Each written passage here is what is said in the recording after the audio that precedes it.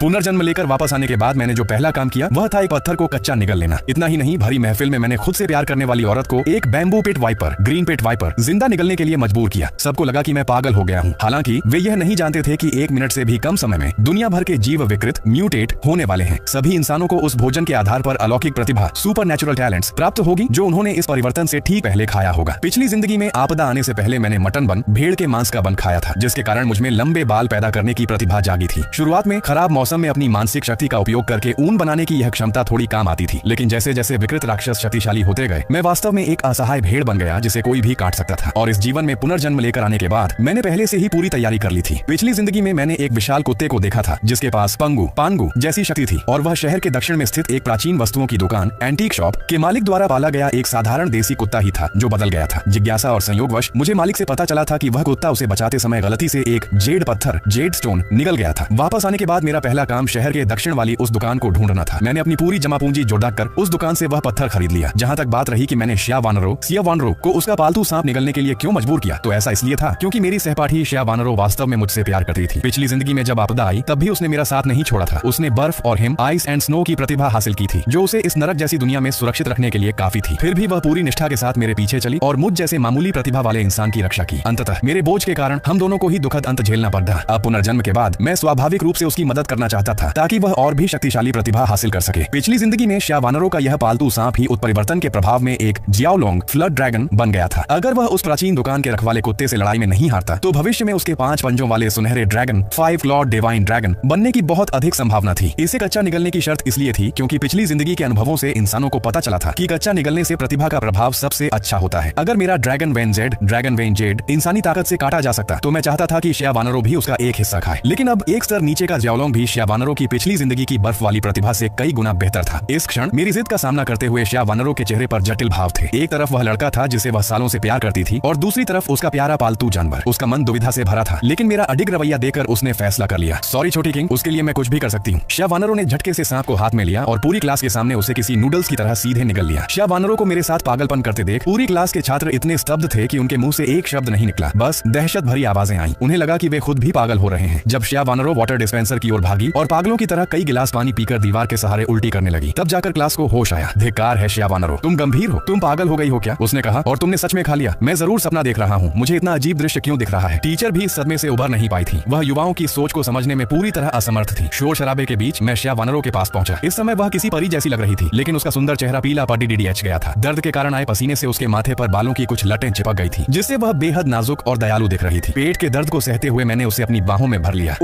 मैंने कर दिखाया। सिया वानरो दर्द से कराह उठी और उसने मेरे कमर के चारों ओर अपने हाथ डाल दिए। मैंने उसके पीले चेहरे को सहलाया। बोलते समय उसके मुंह से लगातार खून निकल रहा था। इस दृश्य ने टीचर को डरा दिया और उन्होंने तुरंत एम्बुलेंस को फोन लगाया। वहीं क्लास में गांव जुनहाव जो लंबे समय से सिया वानरो का पीछा कर रहा था और बार बार ठुकराया गया था, गुस्से से आग बबूला हो गया। वह लंबा चौड़ा कसरती शरीर और मजबूत मांसपेशियों वाला लड़का था। वह भारी कदमों के साथ सीधा मेरी तरफ बढ़ा। चेंजी, तुम मरने के लायक हो। तुम जानते हो कि वह तुम्हें पसंद करती है, फिर भी तुमने उसे सांप खाने पर मजबूर किया। उसकी दहाड़ बिजली की कड़क जैसी थी, जिससे क्लास के छात्र कांप गए, लेकिन मैंने उसकी तरफ देखा तक नहीं। बस और भी कमजोरी महसूस कर रही सिया वानरो को गले लगाए रखा और अपने फोन की स्क्रीन पर समय देखने लगा। गांव जुनहाव भीड़ को धकेलते हुए मेरी ओर झपटा। 3। मैंने सिया वानरो को थामे हुए धीमी आवाज में गिनती शुरू की। गांव जुनहाव को करीब आते देखकर भी मैं अपनी जगह से नहीं हिला। अचानक ऊर्जा की एक प्रचंड रोशनी फूटी। वह इतनी चमकदार थी कि लगभग सबकी आंखें चुंधिया गईं। यह दृश्य बस एक पल के लिए रहा और फिर गायब हो गया। पास आ रहा गांव जुनहाव अपनी आंखों के सामने आए अंधेरे के कारण लड़खड़ाकर बुरी तरह जमीन पर गिर पड़ा। उस तेज रोशनी के बाद एक अदृश्य विद्युत चुंबकीय तूफान, इलेक्ट्रोमैग्नेटिक स्टॉर्म, कुछ ही सेकंड में पूरे सौर मंडल में फैल गया। इस दौरान हर किसी ने अनजाने में खिड़की के बाहर देखा, लेकिन कुछ भी दिखाई नहीं दिया। ज्यादातर लोग वापस अपनी जगह पर आ गए। उन्हें लगा कि यह कुछ भी नहीं है। केवल कुछ लोगों ने इंटरनेट पर जानकारी खोजना शुरू किया, लेकिन उन्हें पता चला कि फोन का सिग्नल पूरी तरह गायब हो चुका है। गांव जुनहाव जमीन से उठा और फिर से गुस्से में मेरी ओर बढ़ा। आज मैं वानरों के लिए तुम्हें सबक सिखाऊंगा। उसके शब्दों में हत्या का भाव था। 1.9 मीटर लंबे गांव जुनहाव की मांसपेशियां साफ दिख रही थी। सभी छात्र मन ही मन मेरे लिए प्रार्थना कर रहे थे, लेकिन जैसे ही उसका विशाल मुक्का मेरी ओर बढ़ा, एक अजीब घटना घटी। पलक झपकते ही उजाला अंधेरे में बदल गया। आसमान से खून जैसी लाल रोशनी गिरने लगी। सौर तूफान के कारण चुंबकीय क्षेत्र अस्त व्यस्त हो गया था, जिससे आसमान का रंग डरावना हो गया। जैसे ही यह अजीब नजारा शुरू हुआ, मेरी बाहों में मौजूद सिया वानरो ने दिल दहला देने वाली चीख मारी। हर किसी ने उसकी तरफ देखा और पाया कि सांप निगलने वाली सिया वानरो का रूप पूरी तरह बदल रहा था। उसके सिर पर 2 ड्रैगन सींग निकल आए थे, जिनमें चांदी जैसी बिजली चमक रही थी। उसके चेहरे के किनारों पर नीले सफेद रंग के शल्क स्केल्स उभर आए थे। उसकी पीठ से कंधों तक एक छोटी जियाओलोंग ड्रैगन की आकृति लिपटी हुई थी और उसकी सफेद पोशाक अब अभेद्य कवच जैसी लग रही थी। उसके शरीर से हल्की नीली सफेद रोशनी निकल रही थी, जिसने उसके सुंदर शरीर की रूपरेखा को स्पष्ट रूप से उभार दिया था। था। उसके पीछे एक नीली सफेद ड्रैगन की पूंछ थी जो धीरे धीरे हिल रही थी, जैसे किसी टीवी सीरियल की कोई दिव्य कन्या हो। इस परिवर्तन के बाद श्यावानरों के मन में तुरंत कई नई अनुभूतियां जागृत हुई। अब समझदार श्यावानरों को धुंधला धुंधला समझ आने लगा था कि मैंने उसे वह सांप निगलने के लिए क्यों कहा था। यह पूरी तरह से उसकी भलाई के लिए था। पहले से ही मुझ पर समर्पित रहने वाली वह लड़की अब स्वाभाविक रूप से यह बर्दाश्त नहीं कर सकती थी कि कोई मुझे चुनौती देने की हिम्मत करे। वह मेरे सामने आकर खड़ी हो गई। उसने बस अपनी हथेली आगे बढ़ाई और बड़ी आसानी से गांव झुनहाव के उस विशाल मुक्के को रोक दिया। गांव झुनहाव के उस मुक्के का कोई असर तो नहीं हुआ, बल्कि श्यावानरों की हथेली से टकराते ही उसके कवच पर जमी विनाशकारी बिजली एक्सटर्मिनेटिंग थंडर की परत ने गांव झुनहाव के हाथ को बुरी तरह जला दिया। गांव झुनहाव दर्द से चिल्ला उठा। वह अपने झुलसे हुए और काले पड़ी डीएच चुके दाहिने हाथ को कसकर पकड़े हुए था, जिससे धुआं निकल रहा था। तीव्र दर्द को सहते हुए वह घबराकर अपने हाथ पर डालने के लिए पानी ढूंढने लगा। इसी बीच श्यावानरों के चेहरे के शल्क धीरे धीरे त्वचा के नीचे ओझल हो गए और उसके सिर के सींग भी वापस अंदर चले गए, जिससे वह अपने सामान्य रूप में आ गई। वह उम्मीद भरी नजरों से मेरी ओर देख रही थी, जैसे कोई प्रशंसा चाहती हो। लेकिन इस समय हालांकि मुझ में बाहर से कोई बदलाव नहीं देख रहा था, श्यावानरों को स्पष्ट महसूस हुआ कि मेरे सामने खड़ी डीडे होने पर उसकी रूह कांप रही थी। यह एक छोटे जीव का उस डर जैसा था जो वह प्रकृति की अनंत शक्ति के सामने महसूस करता है। एक ऐसा डर जो जीन की गहराइयों से आता है। उसने मन ही मन अंदाजा लगाया कि जैसा मैंने पहले कहा था, मैंने भी कुछ निगला है। श्यावानरों नहीं जानती थी कि वह क्या चीज थी, लेकिन उसके मन और शरीर में मेरे प्रति समर्पण की जो भावना जागी, उसने उसके प्यार को और भी गहरा कर दिया। वह नहीं जानती थी कि मुझे यह सब कैसे पता था, लेकिन वह जानती थी कि मैं उसे कभी नुकसान नहीं पहुंचाऊंगा। उसकी वर्तमान शक्ति मेरी ही दी हुई थी। तभी खिड़की के बाहर से एक इंद्रधनुषी रोशनी भीतर आई, जो और भी चमकदार होती गई और काली रात को किसी जलते हुए लाल दिन की तरह रोशन कर दिया। लगभग उसी समय गांव झुनहाव की चीखें अचानक बंद हो गईं। एक पल के सन्नाटे के बाद क्लास के भीतर एक के बाद एक कई चीखें गूंजने लगीं। जो लोग स्थिति को समझ नहीं पा रहे थे, वे उस विचित्र आसमानी रोशनी के प्रभाव से घबराकर चिल्लाने लगे। देखते ही देखते वहां अफरा तफरी मच गई। तभी वह इंद्रधनुषी रोशनी गायब हो गई और क्लास के बीचों बीच एक मांस के लोथड़े जैसा, हड्डियों से भरा विशाल मछली जैसा शरीर प्रकट हुआ। उस विशाल आकृति के नीचे दो लोग दबे हुए थे, जिनका मांस बुरी तरह कुचला जा चुका था। बाकी लोग यह देखकर डर के मारे जमीन पर गिर पड़े और कांपते हुए उन दो डटपटे हुए शरीरों को देखने लगे। उस खौफनाक विशाल आकृति से चबाने की आवाजें आ रही थी। बाकी भीड़ के बीच कई और विचित्र आकृतियां भी घुल मिल गई थी। वे कुछ भूतों जैसे छोटे बंदर थे, कुछ मुड़े हुए कीधे जैसे, तो कुछ भेड़िए जैसे फुर्तीले थे। लेकिन उन सब में एक बात समान थी, सबकी खाल उधड़े हुए मांस जैसी थी और वे दिखने में बेहद डरावने थे, जैसे नर्क से निकले हुए शैतान हो। वे क्लास के सामान्य छात्रों का पीछा कर रहे थे। अपने नुकीले हथियारों और दांतों से वे जिसे भी पकड़ डालते, उसे बीच से दो फाड़ाज कर देते और उसका मांस खाने लगते। क्लास, जो पहले बस थोड़ी अस्त व्यस्त थी, अब एक नरसंहार का मैदान बन चुकी थी, जो बिल्कुल नर्क जैसा लग रहा था। क्लास मॉनिटर झांग या सुन्न होकर यह सब देख रहा था। उसे समझ नहीं आ रहा था कि आखिर क्या हुआ। 2 बार रोशनी चमकने के बाद पूरी दुनिया इतनी कैसे बदल गई। वह नहीं जानता था कि उस रोशनी और विद्युत चुंबकीय तूफान में एक अजीब शक्ति छिपी थी। इन दोनों के मेल से ही विकृति, म्यूटेशन पैदा हुई। केवल वे इंसान जिनका मन पर्याप्त रूप से मजबूत था और जो उस अजीब शक्ति के कटाव को सह सके, वे ही अपने शरीर के भीतर मौजूद बाहरी वस्तुओं के आधार पर अलौकिक क्षमताएं हासिल कर पाए, जिसे नकल दिव्य हथियार, मिमिक डिवाइन वेपन कहा जाता है। गांव झुनहाव स्पष्ट रूप से मजबूत मन वाला नहीं था। जब वह सुन्न खद्दा था तो वह उस अजीब शक्ति के प्रभाव को नहीं रोक पाया। हिंसक और विचित्र ऊर्जा तेजी से उसके शरीर के हर कोने में फैल गई। उसकी त्वचा के नीचे से रेंगती हुई खून की नसें बाहर निकलने लगी और उसकी त्वचा को कसने लगी। उसकी सामान्य त्वचा उन नन्ही नसों के कसने से खून से लथपथ हो गई। मात्र 2-3 सेकंड में गांव झुनहाव का शरीर सिकुड़कर आधा रह गया। वह पूरी तरह खून से लथपथ था और अब इंसान जैसा बिल्कुल नहीं लग रहा था। कुछ ही पलों में उसका शरीर किसी ऐसी मुद्रा में मुड़ गया जो इंसानों के लिए असंभव थी, जैसे कोई रस्सी मरोड़ दी गई हो। एक तेज मरोड़ के बाद उसके पैरों से पंछियों जैसे नुकीले पंजे निकल आए और कान के पर्दे फाड़ देने वाली एक शिकारी पक्षी की चीख के साथ विकृत हुआ गांव झुनहाव सामने खड़ी एक लड़की पर झपटा। उसकी गति इतनी तेज थी कि उसका बस एक धुंधला सा साया देखा और पलक झपकते ही उसने अपने पंजों से उस लड़की के 2 टुकड़े कर दिए।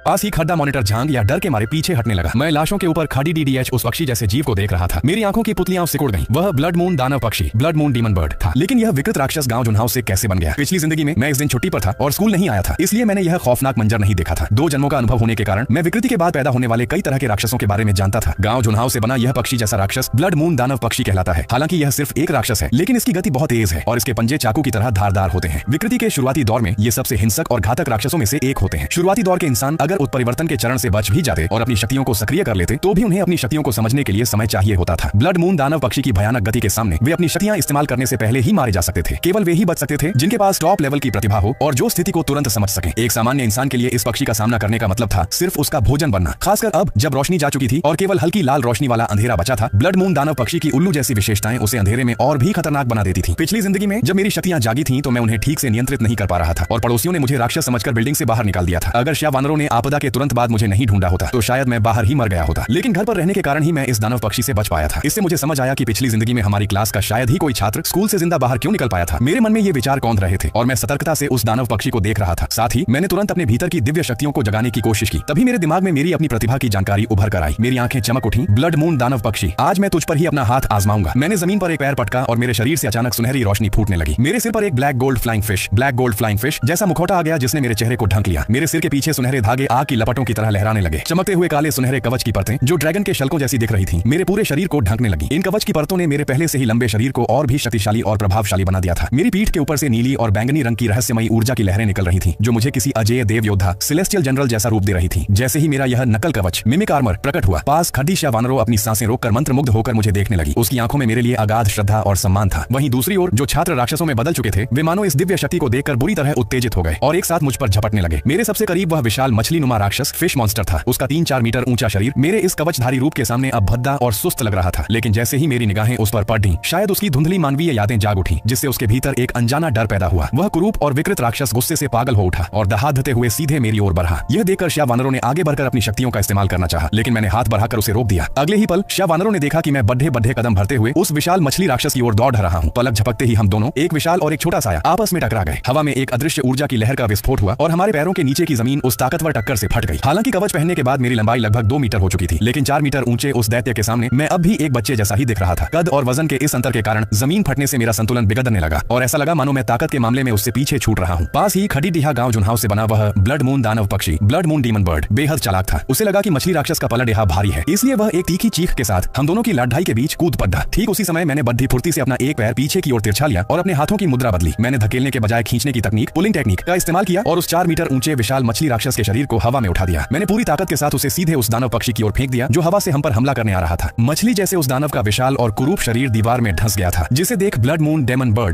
डीमन बर्ड तुरंत गुस्से में दहाड़ने लगा। उसने अपनी दैवीय शक्ति, स्पिरिचुअल पावर के दम पर कुचले जाने के ठीक एक पल पहले अपने पंखों के सहारे उस मछली दानव के ऊपर से छलांग लगा दी। वह विशाल डैने फड़फड़ाने लगा और उसके चेहरे पर मौजूद मानवीय आंखों की पुतलियां घूमने लगी जैसे वह कुछ सोच रहा हो। उसे समझ आ गया था कि केवल अपनी ताकत से वह काले सुनहरे कवच, ब्लैक गोल्ड आर्मर वाले उस मानव को नहीं हरा सकता। तथाकथित राक्षसी पक्षी ने जोर जोर से चीखना शुरू कर दिया। मैं समझ गया कि यह सिर्फ गुस्से की दहाड़ नहीं थी, बल्कि वह अपनी रक्त की शक्ति, ब्लड लाइन का इस्तेमाल करके वहां मौजूद उन सभी आधे अधूरे बदले हुए राक्षसों, इनकम्प्लीटली ट्रांसफॉर्म्ड मॉन्स्टर्स को मुझ पर हमला करने के लिए बुला रहा था। अचानक उन सतर्क राक्षसों के शरीर का मांस जमने लगा। उनके चेहरे और भी भयानक हो गए। कई राक्षसों ने अपने मुंह में दबा मांस छोड़ दिया और एक साथ मुझ पर झपट पड़े। वह पक्षी चुपके से छत, सीलिंग की ओर उड़ गया। मौके की तलाश में मैंने अपने मजबूत दाहिने हाथ से मुट्ठी कसी और मेरे पीछे की बैंगनी आभा तुरंत एक चमके हुए काले सुनहरे विशाल कुल्हाड़ी, शार्प जायंट एक्स में बदल गई। तभी ऊपर से पक्षी ने अपनी जान की बाजी लगाकर मुझ पर हमला किया, लेकिन मैंने मुस्कुराते हुए अपनी काइटियन कुल्हाड़ी, स्काई ओपनिंग एक्स, ऊपर की ओर घुमा दी। कुल्हाड़ी से एक विशाल प्रकाश निकला जिसने उस राक्षसी पक्षी को बीच से 2 टुकड़ों में काट दिया। जैसे ही मैंने उसे खत्म किया, पूरा कमरा शांत हो गया। मेरे सहपाठी यह देखकर दंग, स्टन्ड रह गए और बाकी राक्षसों ने भी मेरे शरीर से निकलने वाली पंगु रक्त रेखा, पैंगू ब्लड लाइन की शक्तिशाली गंध को महसूस किया। वे सब रुककर मेरी ओर देखने लगे। मैंने बिना किसी झिझक के छलांग लगाई और बिजली की गति, लाइटनिंग स्पीड से बाकी राक्षसों को मारना शुरू कर दिया। 3 मिनट के भीतर कक्षा के सभी राक्षस साफ कर दिए गए। तभी जीवित बचे लोग बाहर निकलने के लिए शोर मचाने लगे। मैंने ठंडे चेहरे के साथ पोडियम, लेक्चर स्टैंड पर जाकर कहा, सब शांत हो जाओ। मेरी आवाज सुनते ही सन्नाटा छा गया। कयामत, अपोकलिप्स आ चुकी है। बाहर हर जगह राक्षस हैं। अगर जिंदा रहना चाहते हो तो मेरी बात मानो। अभी मैंने बात खत्म ही की थी कि दरवाजे के बाहर एक विशाल हेलहाउंड नरक का कुत्ता अपने नुकीले दांत दिखाए जीभ लपलपाते हुए अंदर झांकने लगा। उसकी धीमी गुर्राहट कमरे में गूंज उठी। इसी बीच भीड़ में से एक लड़की डर के मारे चीख पड़ी, जिससे वह कुत्ता और भी हिंसक, वायलेंट हो गया। मैंने अपनी निगाहें उस पर जमा दी। पिछले जन्म में इसी कुत्ते ने स्कूल में शिकार करके खुद को विकसित किया था और नरक का 3 सिरों वाला कुत्ता, 3-हेडेड हेलहाउंड बनकर शहर का राजा बन गया था। तभी सियावानरू की दिव्य बिजली, एक्सोरसाइजिंग लाइटनिंग ने उसे झुलसा दिया, जिससे वह और भी पागल हो गया। उसने काला धुआं उगला जिससे मेज कुर्सी राख हो गए। यह देखकर कि वह बिजली से भी नहीं मरा, मैंने खुद मोर्चा संभाला। मैंने अपनी कुल्हाड़ी उसकी ओर फेंकी और खुद भी एक जंगली सांड, वाइल्ड बुल की तरह उसे जा टकराया और उसे जमीन पर पटक दिया। वानरू ने तुरंत मुझे एक हथियार दिया और मैंने बिना मौका गंवाए उसकी गर्दन काट दी। मैंने उसके शरीर को चीरकर एक सफेद क्रिस्टल निकाला, जिसे लिंगजिंग स्पिरिचुअल क्रिस्टल कहा जाता है। इसे सोखकर योद्धा, अवेकनर्स, सुपर ह्यूमंस अपनी शक्ति बढ़ा सकते हैं। पिछले जन्म में वानरू ने मेरा साथ कभी नहीं छोड़ा था, इसलिए मैंने वह कीमती क्रिस्टल उसे दे दिया। उसने इसे अपनी भौहों के पास रखकर सोख लिया, जिससे उसकी शक्ति द्वितीय श्रेणी लेवल 2 तक पहुंच गई। फिर मैं उस लड़की के पास गया जिसकी चीख ने कुत्ते को बुलाया था। मैंने बिना दया दिखाए एक ही बार में उसका सिर धड़ से अलग कर दिया। अब वहाँ दर्जन भर लोग ही बचे थे। तभी बाहर से और भी चीखें आने लगी। मुझे पता था कि स्कूल के राक्षस अब झुंड, आर्मी स्वॉर्म बना रहे हैं। मैंने तुरंत दरवाजा बंद करने का आदेश दिया और सबको खिड़की दरवाजे बंद करने को कहा। तभी कक्षा की सुंदरी ज्याओ कियान